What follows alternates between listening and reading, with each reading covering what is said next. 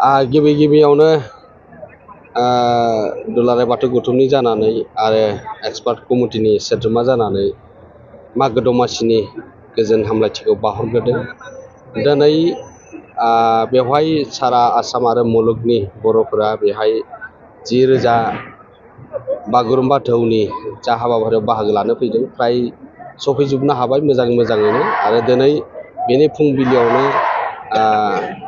जों इसोर सिबिनायजों लोगोसे बोराइ बाथौनि मुं लानानै जों बेवहाय आर'ज गाबदोंमोन आरो बे गासैबो प्रग्रामा दिनैनिफ्राय जागायनानै 17 थारिखनि जा बागुरुम्बा दोहौ बेयो जाहाथे मोजाङै मोजां बिश्व दरबाराव बर' हारिनि जा हारिमुनि जा बागुरुम्बा दोहौखौ जोङो सिनायथि मोननायजों लोगोसे बेवहाय बाहागो लाफैगोन भारतनि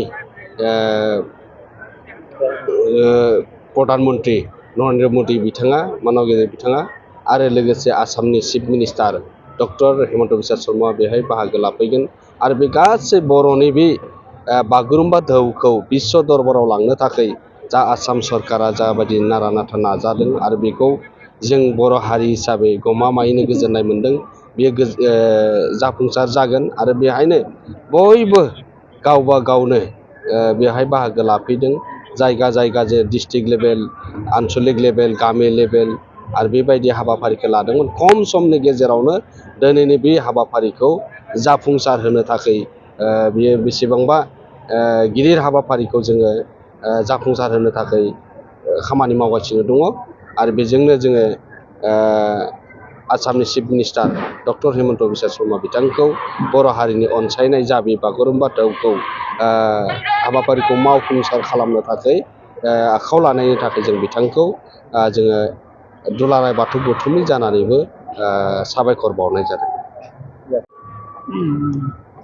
गिबियाव गुवाहाटी बे हुरुहोजाय स्टेडियामनिफ्राय बयखौबो आंनि गोसो गोरबोनि सिबिनायखौ बावहरग्रोबाय। दिनै बेवहाय बर'नि जे जातीय मोसानाय बागुरुम्बा बे बागुरुम्बा मोसानायखौ दिनैनिफ्राय बेवहाय थानानै 17 थारिखनि प्रग्रामसिम बेवहाय सोलिलांबाय थागोन।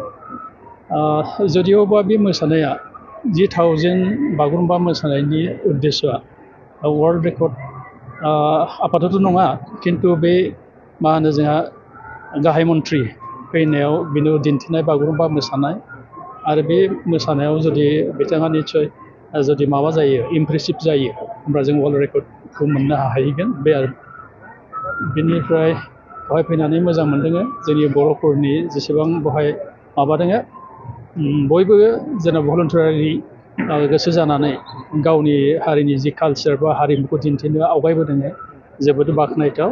आसा खालामदों बे प्रग्रामा मोजाङै जालांगोन आरो नोंथांमोननि जिखिनि प्रसेस्टा फोसावनाय बे फोसावनायनि गेजेरजोंबो जे जोङो नेसनेल एन्ड इन्टारनेसनेल लेभेलाव बे खोथाखौ मिथिहोनो हागोन जोंनि बे हारिमुखौ। Thank you.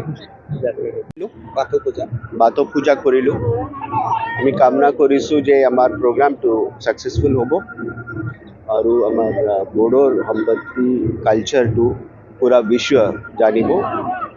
এই ছাকচেছৰ প্ৰাৰ্থনা আমি আজি কৰিলোঁ। And I wish that participants and all the committee members success. আমি আছোঁ administration তৰফৰ পৰা। Thank you and we will definitely perform. এইটোৱে কথা। Thank you.